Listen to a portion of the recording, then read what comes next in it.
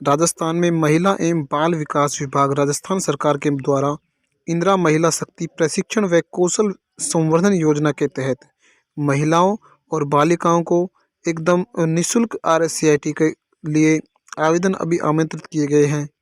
आवेदन की अंतिम तिथि बढ़ाकर 23 दिसंबर कर दी गई थी।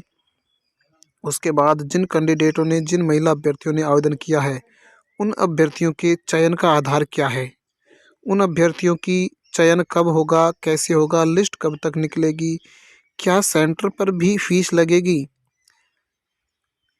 इस योजना से जुड़ी बालिकाओं और महिलाओं के लिए फ्री RSCIT कोर्स के संबंधित जितनी भी जानकारी है, संपूर्ण जानकारी आपको इस चैनल के माध्यम से, इस वीडियो के माध्यम से प्रोवाइड करवाई जाएगी। तो आपको ये वीडियो अंत तक, लास्ट तक ज़रूर देखना है और चैनल को पहली बार अगर आप देख रहे हैं तो चैनल को सब्सक्राइब भी कर देना है, जिससे कि अगले वीडियो का नोटिफिकेशन सबसे पहले आप सभी के पास पहुंच सके। जिन महिला कैंडिडेटों ने फॉर्म भरा है, उन्होंने, मुझे लगता है कि अच्छी तरीके से अपना फॉर्म फिलअप कर लिया होगा और उनको फॉर्म भरने के बाद एक ऐसा आवेदन पत्र, उसको ऐसा प्रिंट आउट मिला होगा जहां आपको सबसे ऊपर कॉर्नर पर आपको एप्लीकेशन ID दिखाई दे रही होगी, आपका फ़ोन नंबर, आपकी ईमेल एड्रेस, आपकी फ़ोटो और आपका नाम, पता, पापा का नाम, इसके अलावा आपकी क्वालिफ़िकेशन की डिटेल। ठीक है। इन सब के बाद में हमें जब हमारा एडमिशन कंफर्म होता है, उसकी भी हम बताएंगे कि आपका एडमिशन कंफर्म कब तक होगा। तो आपको नीचे ये जो डॉक्यूमेंट्स दिखाए जा रहे हैं, इनको अच्छे से आपको जो है तैयार कर लेना है। जैसे 10वीं की उत्तीर्ण अंक तालिका, ठीक है, आयु सत्यापन हेतु 10वीं का प्रमाण पत्र, ठीक है, कक्षा 10वीं की जिस विद्यालय से राजकीय, जिस स्कूल से आपने जो है पास आउट किया है 10वीं क्लास, वहाँ का आपको प्रमाण पत्र या TC, स्नातक उत्तीर्ण होने की स्थिति में स्नातक की अंक तालिका, ठीक है, विधवा अगर है तो आपको विधवा से अपने पति का मृत्यु प्रमाण पत्र। इसके अलावा आपको, अगर आप आंगनबाड़ी कार्यकर्ता हैं तो आपको वहाँ का जो है आंगनबाड़ी का अपना पहचान पत्र दस्तावेज के रूप में लगाएं। SC ST कैटेगरी से अगर आप ब्लॉग लगते हैं तो आपको उसका जाति प्रमाण पत्र भी लगाना है। इस सब डॉक्यूमेंट्स को आपको तैयार रख लेना है। अब हम बात कर लेंगे चयन दस्तावेजों के बाद हम बात करेंगे चयन प्रक्रिया के बारे में। निर्धारित तिथि तक आवेदन पत्रों के आधार पर विभागीय निर्देश के अनुसार RKCL द्वारा वरीयता सूची तैयार कर उप निदेशक या सहायक निदेशक के लॉगिन पर उपलब्ध कार्यवाही करवाई जाएगी। उक्त लॉगिन में उपलब्ध वरीयता सूची की जांच जिला स्तर पर गठित निम्न समिति द्वारा जिलेवार एवं IT ज्ञान केंद्रवार निर्धारित लक्ष्यों के अनुसार प्रशिक्षणार्थियों का ऑनलाइन चयन किया जाएगा। तो इनकी द्वारा एक समिति बनाई जाएगी, उप निदेशक या सहायक निदेशक, महिला अधिकारिता विभाग और RKCL का प्रतिनिधि। उसके बाद में जो है आपकी सूची तैयार की जाएगी। निर्धारित लक्ष्यों से अधिक आवेदन पत्र प्राप्त होने की स्थिति में निम्नलिखित वरीयता से प्रशिक्षणार्थी का चयन किया जाएगा। अगर जितने को RSCIT करवानी है उनसे ज़्यादा अगर आवेदन पत्र प्राप्त होते हैं तो आपको इस प्रकार चयन किया जाएगा।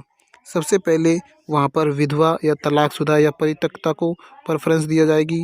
उसके बाद में अगर कोई महिला हिंसा से पीड़ित है तो उसको वहाँ पर वरीयता दी जाएगी। इन सब के बाद में कक्षा 10वीं उत्तीर्ण जो साथीन कैंडिडेट हैं, साथीन हैं जो आशा सहयोगिनी हैं, उनको, उसके बाद में अगर कोई ग्रेजुएशन उत्तीर्ण आंगनबाड़ी कार्यकर्ता है तो उसको, उसके बाद में ऐसे प्रशिक्षणार्थी जिन्होंने कक्षा 10वीं राजकीय स्कूल से यानी गवर्नमेंट स्कूल से उत्तीर्ण किया है और स्नातक भी है।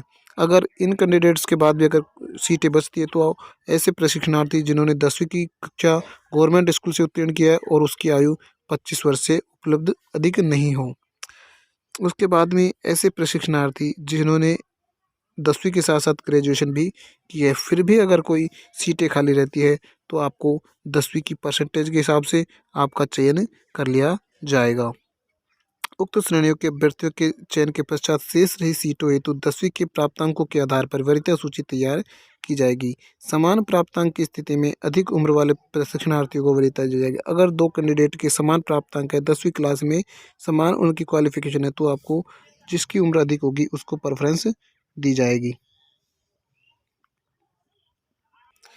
अब आरक्षण की हम बात करेंगे तो सबसे पहले दिया है आवंटित सीटों में से 18% सीटें एससी कैटेगरी के लिए और 14% सीटें एसटी कैटेगरी के अभ्यर्थियों का चयन किया जाएगा। संबंधित वर्ग में अनुपलब्धता की स्थिति में अगर इन वर्गों में अगर कैंडिडेट नहीं मिलते हैं तो अन्य कैटेगरी से उन पदों को भर दिया जाएगा।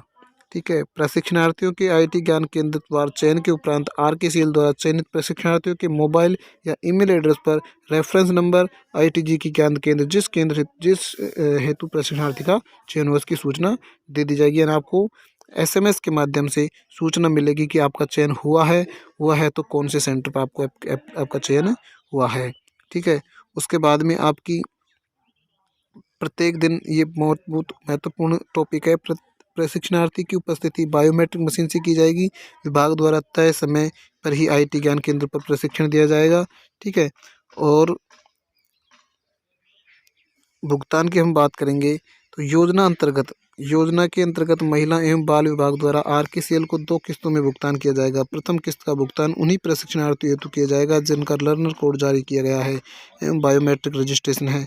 प्रथम किस्त अंतर्गत Rajasthan state certificate course in information technology यानी कि RSCIT कोर्स प्रशिक्षण हेतु 2,700 रुपये प्रति संभागी के 50% राशि का भुगतान किया जाएगा। द्वितीय किस्त के रूप में शेष 50% भुगतान प्रशिक्षणार्थियों के उत्तीर्ण होने आईटी ज्ञान केंद्रों द्वारा जनप्रतिनिधि से प्रशिक्षणार्थी के उद्घाटन के बाद में, जब कैंडिडेट का एग्जाम हो जाएगा उसके बाद में उनका रिजल्ट आ जाएगा उसके बाद में किया जाएगा।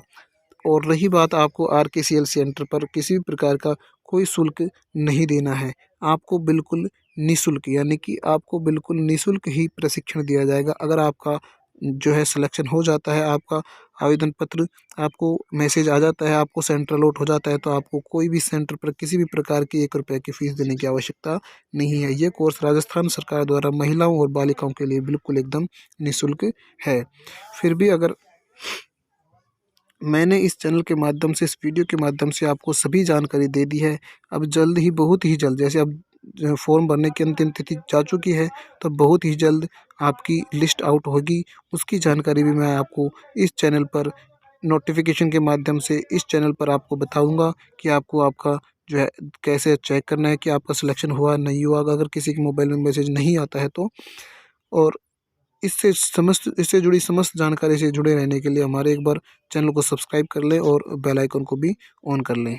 जानकारी अगर आपको अच्छी लगी हो तो वीडियो को लाइक ज़रूर करें और अपने दोस्तों के साथ, अपने मित्रों के साथ शेयर भी करें।